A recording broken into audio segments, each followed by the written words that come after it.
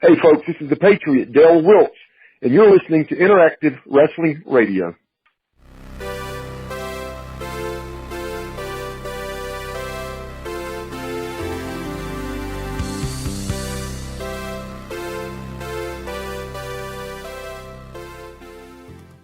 Welcome back to Interactive Wrestling Radio. Right now on the Newsmaker line with us is a guy that, I'll be honest, it's a true honor to have on. He's a guy that I was definitely a fan of growing up as a kid, running home from school to watch Global Wrestling every day after school, catching it on ESPN at 4 o'clock, and that is the star of the Global Wrestling Federation during its most important time period, and, of course, later on, greater fame with WCW and the WWF, the one and only Patriot, Del Wilkes. Mr. Wilkes, are you with us? I am. All right. Well, it's a true honor to have you on the show, and how are you doing tonight? Well, I appreciate you having me, and I'm doing great, man. Things are good here in Columbia, South Carolina. Yeah, I've heard. Definitely better than they were about a year ago, from what I remember. Yeah. The terrible tragedy that happened. That's awful. But it sure was, yeah. Absolutely. Well, the reason we're having you on is we definitely wanted to talk about your new DVD release that you have out. I believe it's a 3-disc set, 7 hours of content, and it is all about you and your story. I guess my question for you is, what made you decide to finally put this together for all the Patriot fans? Well, I had someone approach me about doing this that had an idea, a guy named Michael Elliott, who has done several documentaries on former wrestlers or retired wrestlers. He did one on Crockett Promotions. He did one on Ivan Koloff. He did one on the Rock and Roll Express. He did one on Harley Race. He also did one on Magnum TA, and does very good work. Very good work. And Michael's respected, highly respected, by people in the wrestling business. But he actually approached my wife first. He contacted her through Facebook. And then later that year, I was at an event in Winston-Salem, North Carolina, called Wrestlecade. They have every November, and a big event there. And I met Michael there, and we started talking about it, and started making plans to get this done. And actually, we started a Kickstarter campaign to help us raise some money to finish the project off. We were trying to raise $3,500. We raised $6,000, so that allowed us to do the third disc and include several more people on there. So, man, we're very excited about it, very pleased with it as well. Absolutely. I have not, I'll be honest with you, I have not had a chance to check this out, but I got to take it based on, like you said, the previous works of the gentleman who did this. I have seen the Rock and Roll Express one, I've seen the Harley Race one, and the Crockett Promotions release as well. I know how they do it, and it's definitely on par with what the WWE does. It's really good stuff. So if you're listening to this and you will want to find out more, then certainly more than we can bring you in this short interview that we're doing with you, absolutely you can check it out. And I believe you said you can get an autographed copy through your website. Am I correct? That's correct. You can go to Del, D-E-L, DelThePatriotWilkes.com, and you can get the DVD on the website there. As you said, it's 3 discs, 7 hours. Listen, man, it's got a lot of very famous wrestlers on there. Some guys I played football with at South Carolina, including the 1980 Heisman Trophy winner, George Rogers, who was my teammate in 1980, Greg Gagne, Stan Hansen, Bruce Pritchard, Marcus Bagwell, Jackie Fulton, Bobby Fulton, Bill Apter, a lot of great people that agreed to participate and be a part of this. And it's $20 plus shipping and handling, and it will get autographed as well. That's awesome. Well, I hope everybody does check that out. And I definitely wanted to have you on to promote that availability. But we always like to ask some career highlight questions during our interviews. Are you okay with us asking some of those? Yes, sir. All right. Well, going straight back, the first time I had a chance to see you was as the trooper in the AWA. Now, it wasn't the best time for the AWA. I think everybody knows that they were not at their best. Their glory days were definitely behind them. But what was the experience like for you going from, somewhat nationally unknown to being nationally known on the AWA wrestling show on ESPN? Well, you're correct. They were on life support. They had seen their better days. Their better days were far behind them. And they were a struggling company that was basically just doing TV. And that was it. But Wahoo Mcdaniel worked in the office with Vern and Greg Gagne, And Wahoo lived up there, but he had a permanent home in Charlotte, and he came down to Charlotte to work a show or came to Columbia. He was staying in Charlotte for a couple of weeks and came to Columbia to work on a show that I was on. And I met Wahoo, and when he got back to Minneapolis, he told Vern and Greg about me, and then they contacted me. And it was great. It was, when you're a part of something like that, you realize, I did at the time, that the AWA is not what it once was.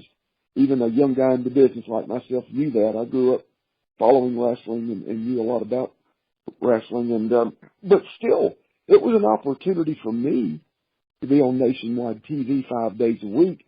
That ESPN spot that you mentioned earlier about Global, before Global had it, the AWA had it. They absolutely did. Actually, I think you mentioned it in accordance with the AWA. I'm sorry. But yeah, we were on TV every Monday through Friday from 4 to 5 o'clock. And when you have an opportunity to get nationwide and worldwide TV coverage, because ESPN had started, going worldwide, that's a big deal, and it's a big thing, and it helped open up some other doors for me. And you mentioned Global, and that was really where a lot of us wrestling fans saw you for the first time as the Patriot. What did you think of that persona when you first adopted it, and how were you allowed to take control of it and let it evolve and kind of turn it into your own thing? Well, they approached me with the idea. As a matter of fact, when the AWA folded and closed its doors for good, a lot of us in the business that had heard that there were rumblings about this new company that was going to start up, the Global Wrestling Federation, and there was this very rich African businessman that was going to dump millions of dollars into it. Well, that's become like a comedy gold, by the way. Some people make a lot of jokes about that. Yeah. Well, it was a lack of gold too that hurt the GWF. But anyway, when they finally found financial backing and some money to get started, they contacted me about coming out to Dallas, where they were going to tape all their shows at the Sportatorium there, and working their very first TV taping ever. And all they said to me was, "We're going to FedEx you a ticket and bring your gear." So I took my trooper gear with me, and I thought that's what I was going to do. And we all stayed at the same motel there in Dallas. And literally just a few hours before we were to leave to go to the building and tape the very first show, Joe Pedicino called me. And he said, "Hey, man, I need you to walk across the parking lot to my room." He said, "Bonnie and I are here, and Bill Eady's in here with us." And Bill was also part of the brain trust there at Global. And so I got to the room. They let me in, and they presented this idea to me. Now, I take you back to 1990, 91, whenever it was. Patriotism was at a really high level because we had gone in to liberate Kuwait. Hussein had sent his military in to occupy Kuwait, and so George Herbert Walker Bush sent our military in to liberate Kuwait. And so when something like that happens, especially initially, patriotism is at a fever pitch. And they said, "Look, we think we've got a chance here to take advantage of the political climate right now." And they started pulling the gear out of a costume box that they brought with them. Red, white, and blue mask, red, white, and blue tights, red, white, and blue trunks. And they pulled out this smokestack Uncle Sam hat that was about 3 feet tall. And they said, "We want to call it the Patriot, and we think you're the guy to pull it off." And I immediately responded. I said, "I'm all in. I'll do it, but I'm not wearing that stupid smokestack hat. Take that out of the deal, I'm in." And that night, guys, hold on, what was the smokestack hat? It was the, how Abe Lincoln, I got you. Uncle Sam. Okay. Yeah, the Uncle Sam smokestack hat, the Abe Lincoln. This thing was 3 feet tall, and it was red, white, and blue. And I thought, I'll wear the mask. I'll wear the rest of it. I'm all in. I'm not wearing that stupid hat. Take that out of the equation, and you got a deal. Let's do it. And that night, when I walked down the aisle at the Sportatorium, that was the first time that crowd had ever seen that character, and the place went crazy. And it was obvious from that moment that we were on the right thing. We talked to James Beard. I think he might have been in the room at the time. At least that's the way it made it sound when we spoke to him about it. And he said, they didn't know how it was going to work out, but that you took it and really made it your own and really did great things with it. Did you think at the time when you first did that character that it would become essentially your persona for the remainder of your wrestling career? Well, I didn't know for sure. I thought we had a chance of it being something special. And that was me. That is me. I am a very patriotic guy. I am deeply in love with this country, guys. I mean, I know it's not perfect. It's flawed, but it's the best we've ever seen. And it's the best in the history of mankind. And I am a true patriotic individual. I love this country. I love our military. I love what we are. And so it was an easy deal for me. It really was. It was just an extension of my personality. So I was very comfortable in doing that. I was very comfortable with promos because, you know, again, these were thoughts I'd had all my life about patriotism and, Right. and things like that. So, yeah, it was very easy fit for me. And one of the things that I loved about the GWF having the Patriot as their number one good guy, and we'll talk in a minute about how brief it was, because it feels, because of how long those tapes aired, like it was a lot longer than it probably really was for you as a performer, but on TV it seemed like a long time. But one of the cool things was that you were the major good guy, the major babyface of the GWF, and from a kid who was at the lunch table at school, you know, GWF was put up there with the WCW and with the WWF at the time, and we talked about it. It was what we liked, and WWF had Hulk Hogan as the All-American good guy. Sting in WCW was the All-American good guy, even wore the red, white, and blue a lot of times himself, and you being the Patriot obviously did as well. Do you think that in the modern climate, with everything that we're facing right now, a character like that, a red, white, and blue babyface character in modern wrestling, could still get over? I do. I really do. I think there's always been a place for that in wrestling. And I know the fans now are greatly more educated than they were back then. You know, they're a little harder edge to them. They want, you know, they like the envelope being pushed, and I get that, but I still think there's always, and maybe it doesn't have to be as much white meat babyface as I was, but I still think there's room there for a character like that, a patriotic character. And, you know, listen, there's, with the election coming up right now and, you know, the political climate like it is and the way things are right now, I certainly think it would work.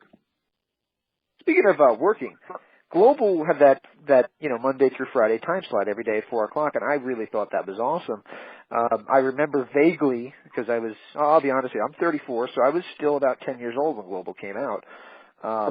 So I was a little younger when AWA was on, but I did watch it because I've been watching wrestling since I was a little more than a toddler. But for me, you know, Global is my most memory watching it Monday through Friday. Do you think that would still work? A format where you have a daily wrestling show with the attention span of people today with, you know, cell phones being so short, I think that would be just incredible. I think people would really flock to that. I do. I think it would work, absolutely. And to your point, I tell you, over the years, man, I have talked to literally probably thousands of people that said exactly what you just said. I was a kid. I was in school. I was, you know, in my early teens. I was 10, 11 years old, and I could not wait to get home, get my homework done, where I could sit on the couch and watch the GWF Monday through Friday. And that was a big deal for a lot of, you know, kids that were your age at that time and teenagers to be able to do that. And it was very short-lived. Listen, it was a great idea. It was a great concept. And it mixed a lot of young, up-and-coming talent with some very established names, guys that were more seasoned, maybe even on the downside of their career.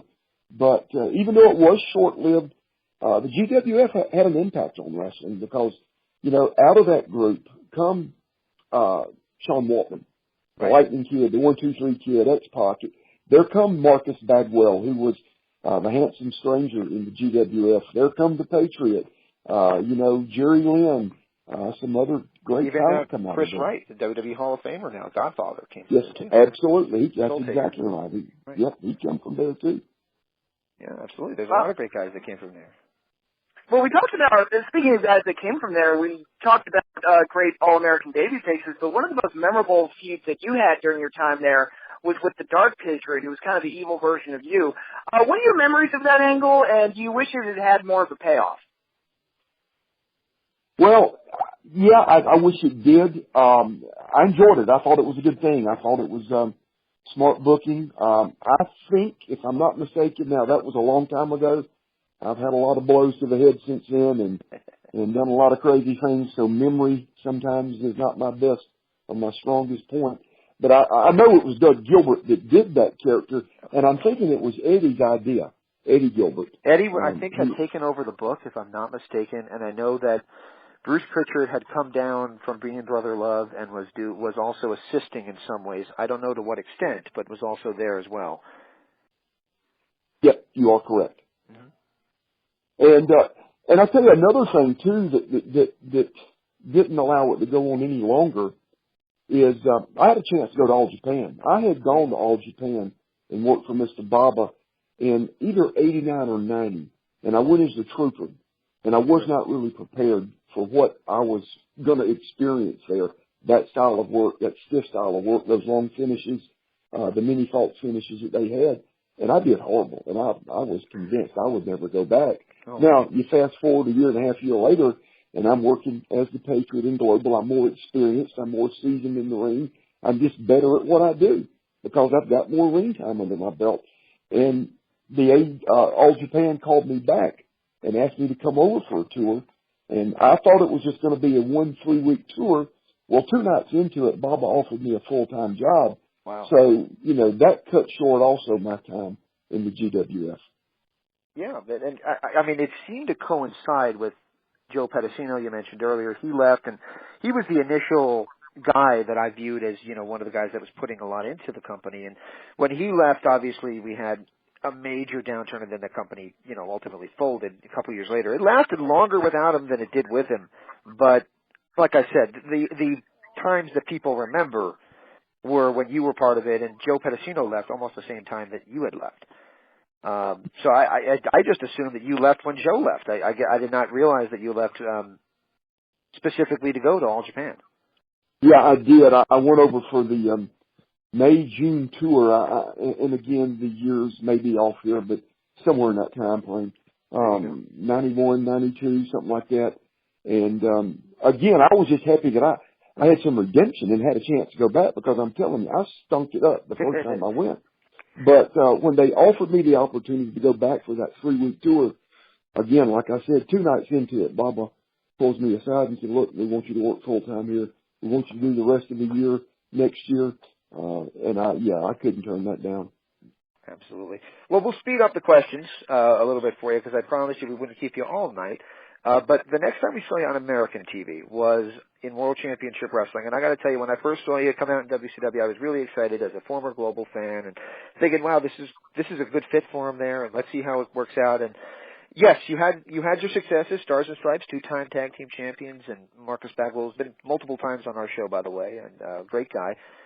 You guys had a really good run there as a tag team, but ultimately, I feel like you could have done more. You kind of felt like you got a little lost in the shuffle. Did you feel the same way?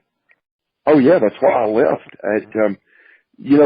Eric, who was our TV guy, did our TV for the AWA when I worked for Vern, was now running WCW, and he called me, and I went over to Atlanta, and we sat down and met for about 3 hours, and got up, and I had a 3-year contract. And at first it was good. I was pleased with the way things were going. But once they signed Hogan and brought in all the other guys from the WWF, Savage and Beefcake and Hogan, and it was done. It all then, the focus of the company was about Hulk Hogan and Hulk Hogan's buddies, or Ric Flair and Ric Flair's buddies. And the rest of us just sort of got kicked to the curb. So that's, I could see the handwriting on the wall. I was as miserable as you could be. And I left. I went to Eric. I had a year left on my contract. I said, look, dude, I've got an opportunity to go back to Japan because Japan had contacted me about coming back. Perfect timing. And I went to Eric. I said, look, I'm going to be working on the other side of the world. Nobody in America will see what I'm doing in All Japan. Their TV doesn't come here. It's only in Japan. Will you let me out of the last year? And he said, no, can't do it. And I knew I was gone. I think we had a pay-per-view in Tupelo, Mississippi, if I'm not mistaken. Again, I may be wrong about the town, but I no-showed them, and wow. I was done. I just walked on them. That's a little different than it would be now, I think, with the legalese involved in wrestling today. That might be a little different. He threatened me with. He immediately started calling my house and my wife at the time, threatening her, wanting to know where I was at. And then he sent a very threatening letter to me in Japan, sent to the hotel we were staying in. And I took it to Bob, and Bob asked me what I wanted to do about it. And I said, I think if we ignore him, he'll go away. And he did. He went away.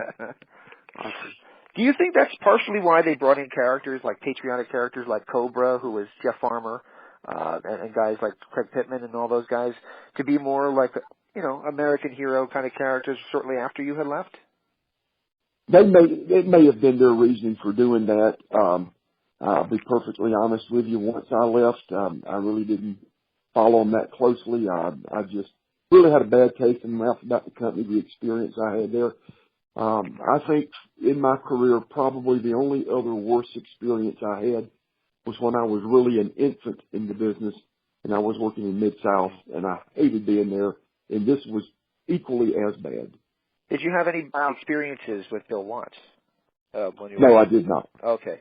Because a lot of guys have their horror stories about Bill Watts. I actually like him, personally, but a lot of people have their, oh, you bullied me and things like that, so I thought I'd ask that there. Well, that's very interesting, because a few years later, you wound up working for the WWF, and you had that big world title program with Bret Hart. How do you compare the two atmospheres, WCW and WWF? Well, listen, it was a toxic atmosphere almost. Well, let me rephrase that. It was a very cliquish atmosphere in WCW. When we did TV, I'm telling you, I dressed with what was called the job guys or the enhancement guys. I would always dress with those guys because there was no egos in that room. And I'm not an egotistical guy. I'm not an ego-driven guy. I want to go out and do my best like everybody else. I'm going to bust my butt. I want to be the best I can be. But I'm not all blown up about myself. And at WCW locker room, that's all it was.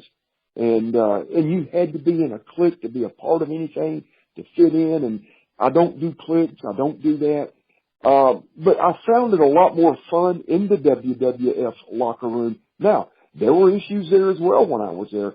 This deal with Bret and Shawn Michaels was brewing pretty heavy. And, of course, I'm working with Bret every night. So, Bret bends my ear every night about how, he doesn't like Shawn and he hates the direction of the company. So there were issues in that locker room as well. But I just found it to be a more entertaining, a more carefree locker room. Very cool. Now, did you have a chance to read Bret Hart's book at all? No, I haven't. Oh, okay. In the book, he doesn't say anything bad about you. I'll prepare you. He just says that he feels that the company, and probably speaking to what you said he was bending your ear about, had gone to a very cartoonish place, and that because it was in such a cartoonish place, he doesn't feel that you guys could have possibly done what you probably could have done with your athletic abilities with the matches that you guys had. He did say that he has ultimate respect for you, but that the match, that matches didn't live up to what he thought they could have been. Do you think that those matches were as good as they could have been? Well, that's the first I've heard of that. Every time I've ever talked with Bret since then or been around Bret, he's had nothing but good things to say, and I don't know where the cartoonish issue comes from as well, because that's all that company's ever been, is cartoonish, in my opinion. It's been let's make a deal on steroids for 30 years. So I don't agree with that notion either, but that's his opinion. Listen, Bret, that was a difficult time for Bret, and I get it. He was being really, honestly, they were pushing Shawn to be the face of the company, and Bret's time was running out there. He was very unhappy with that. He was unhappy with a lot of the content of the program. He was very unhappy with Owen and how they were using him. So he was just in a tough spot during that time. So, whatever feelings he has, he's entitled to those, but none of those were ever expressed to me. Very cool. They did a couple weird angles with you right before you left WWE, where they started addressing you by Del Wilkes and things like that. I guess my ultimate question is, other than injury, was there any other reason that you departed WWE the way that you did, somewhat abruptly?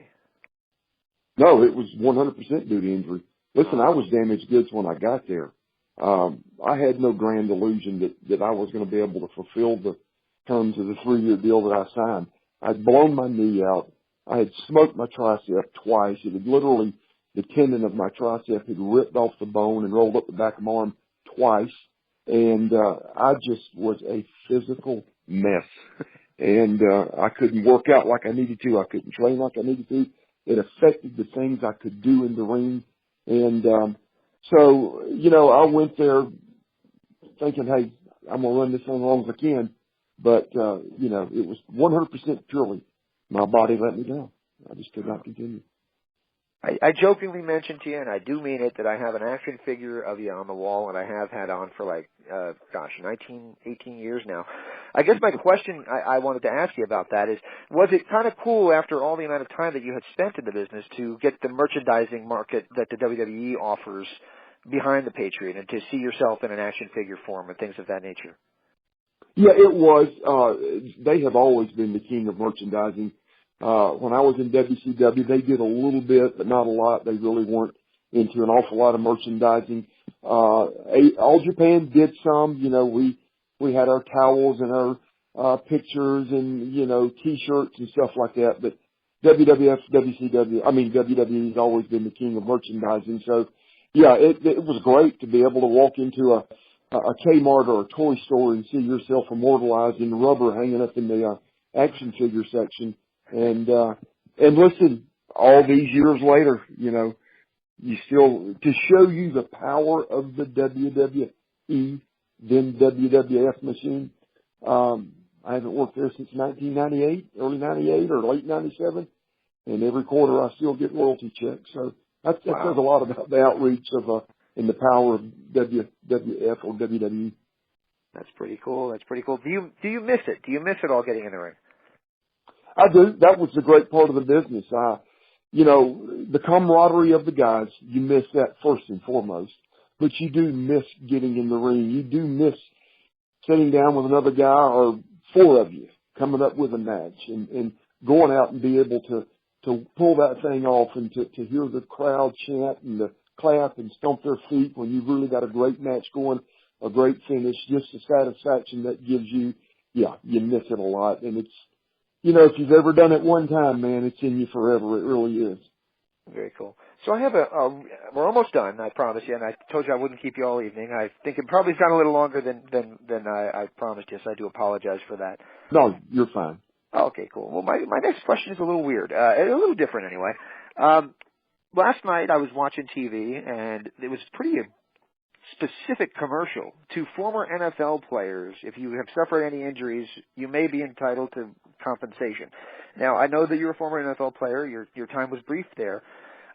With everything we hear, you know, Chris Nowinski being the guy behind a lot of the concussions and everything that you hear about that, what is your take on the injuries that you sustained in football versus what you sustained in wrestling? And basically, what is your take on concussions and the concussion protocol? Well, the injuries I had in football and wrestling don't even compare. You know, people talk about the violent nature of football, and it is that, absolutely. But I had a shoulder surgery as a result of football and one arthroscopic knee surgery. I've had 15 surgeries altogether, 2 from football, 13 from wrestling. Wow. Wrestling basically destroyed my body. So, you know, and one thing I attribute it to is I worked 2 different times in All Japan where it was a much more stiff, much more harder style. And, you know, it took its toll on your body. And plus with football, you do have an off season. With wrestling, you don't. And you tend to want to work through any injury you get because you're afraid that any time off TV is going to take away any momentum you have. So you want to push yourself to go as long as you can before you really have to stop and address the injury. And the concussion issue is real. It's a real deal. And, you know, I think they've done a lot better with it. And I'm sure there's still improvements that can be made.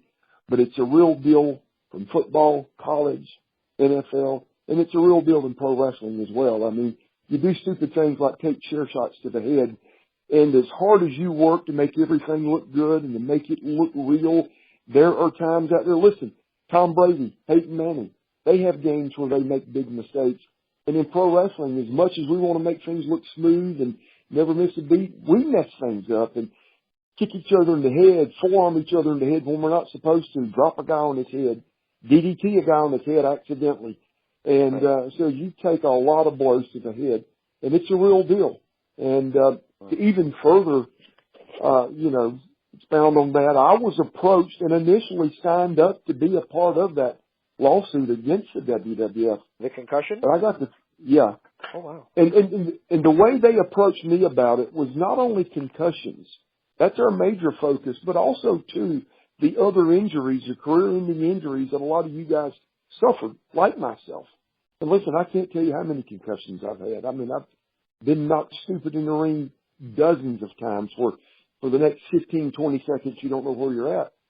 But I was very, very briefly a part of it. I got to thinking, yeah, my career did end because of an injury, but I never suffered a single injury in a WWF ring. I was working there when I had to retire because of injuries. And basically, this lawsuit is about one man and one man only. They're going after Vince McMahon. And so I removed myself from that lawsuit. Anybody who wants to be a part of it, God bless you. That's your decision. I want nothing to do with it. Wow. Very cool to hear that.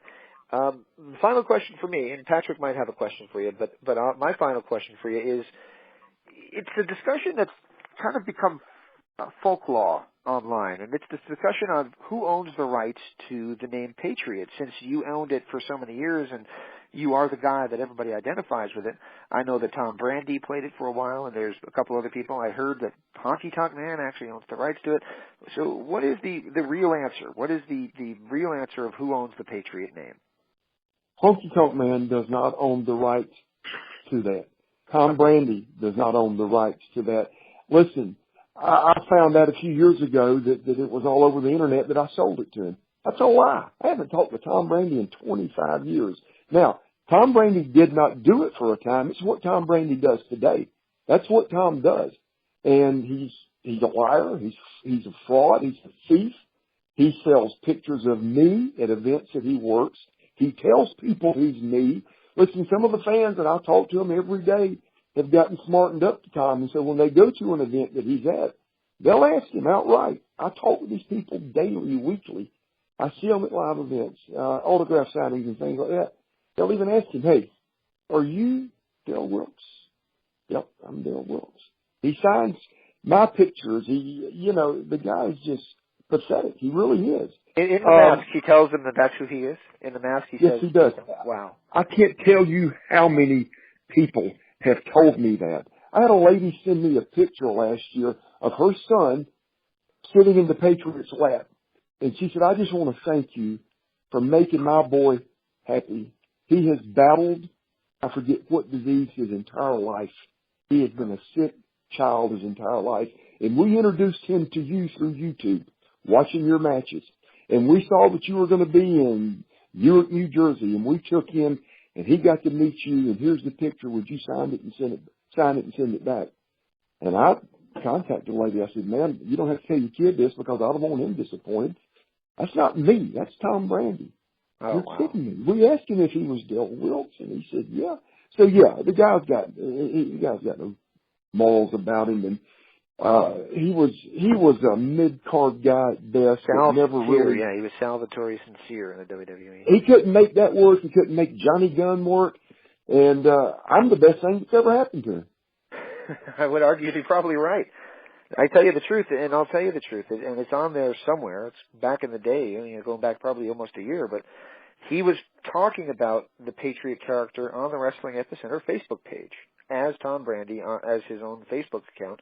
And I had said, do you own the rights to that? He said, no, Honky Tonk Man does. That's where that came from. So, man, I got some bad information from a bad guy, it sounds like to me. Let me tell you what Honky Tonk did. He claims that he tried to get a hold of me. He took some guys several years back and worked some overseas shows. And he wanted a patriotic character on the show. And he claims he didn't know how to get a hold of me, that he tried and he couldn't get me. So he took somebody over there, and it may have been Brandi, dressed them up as the Patriot, and that's the extent of it. That's what he did. And he doesn't own the rights to that character. Brandi doesn't. I mean, they've just told this big lie, but that's not unusual for Honky Tonk either, because he tried to do the same thing with Roddy Piper. He tried to steal Roddy's identity and gimmick.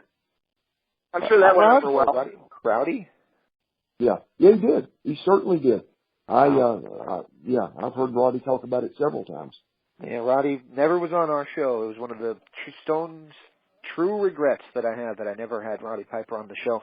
But I did talk to him a couple of times leading into what was to be an interview. And wouldn't you know, as soon as I started talking to him, his daughter fell and broke her arm literally as we were getting started. And it's like, really? Could you believe the bad luck? I mean, and of course now it's never going to happen, but it was a true regret that I never had Roddy Piper on. But he had mentioned at one point that he wanted to kill Honky Tonk Man for all the junk that he put him through. So I believe it. Yeah, they're and listen, guys, I try not to speak bad of anybody, but I have no choice when it comes to both of them. There's nothing good you can say about them. So I guess the answer to that question would then be that you still own the rights to the Patriot character. Correct. Awesome. And I guess my final question, unless Patrick has it for you, it has another one for you, is given the fact that you did not take part in the class action lawsuit and all that, would you consider, if they asked you to, a WWE Hall of Fame position? Oh, absolutely. It would be an honor. It would be an honor. They're the biggest thing in the wrestling industry. And, even though it was very briefly, I got to work there and be a part of the company. And, I think Vince is the greatest promoter that's ever lived. I'm not crazy about the current product they got, but yes, to answer your question, absolutely, it would be an honor. Absolutely. Patrick, do you have anything you'd like to wrap up with? No, I have no further questions. I was just happy to sit back and let you kind of talk and explain. It was very good and very informative. Thank you so much.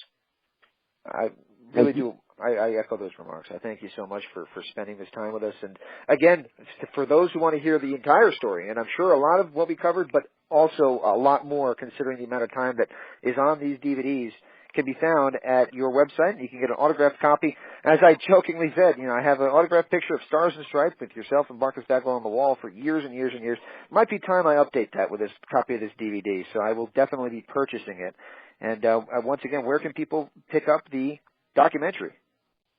DellThePatriotWilkes.com. You can get it there, $20 plus mailing or shipping, and it will be autographed. And not only that, you can get a lot of other things there.